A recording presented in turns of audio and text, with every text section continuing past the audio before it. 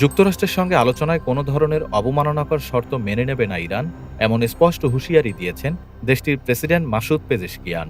তিনি অভিযোগ করেন, ওয়াশিংটন আলোচনার কথা বললেও বাস্তবে ইরানের সামরিক সক্ষমতা দুর্বল করার কৌশল নিচ্ছে।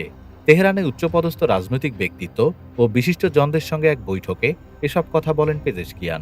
তিনি বলেন, যুক্তরাষ্ট্র ও তার মিত্ররা ইরানের শক্তির প্রতিটি স্তম্ভ ভেঙে দিতে চায়, যাতে ইহুদি শাসনের সামনে দেশটিকে অসহায় করে তোলা যায়।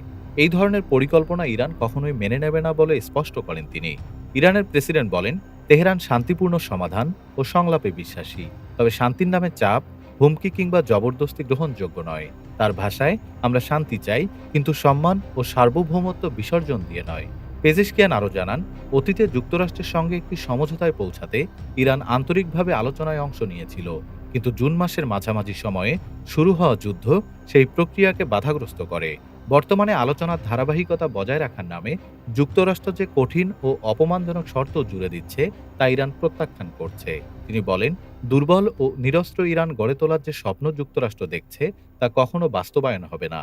আলোচনার টেবিলে ইরানকে নিরস্ত্র করার চেষ্টা দেশটির সার্বভৌমত্বের সরাসরি লঙ্ঘন বলেও মন্তব্য করেন তিনি। ডেস্ক রিপোর্ট, বাংলাদেশ সময়।